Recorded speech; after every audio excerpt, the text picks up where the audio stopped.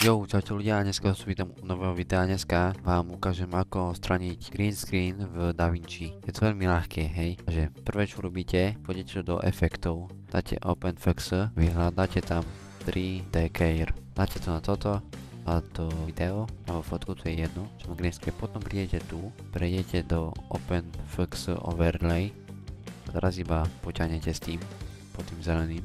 No a môžete vidieť, že trochu máme tu zelené, takže trochu opravíme. Pôjdete do inspektor, pôjdete dole, dáte mate a tu si to opravíte. Tak, máme hotovo. A nebude žiadny green screen.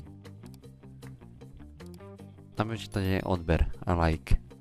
A dal som dneska na Instagram, aby ste mi odhlasovali, že kde mám streamovať, a vyšlo, že na Twitchi. Tak budem streamovať na Twitchi.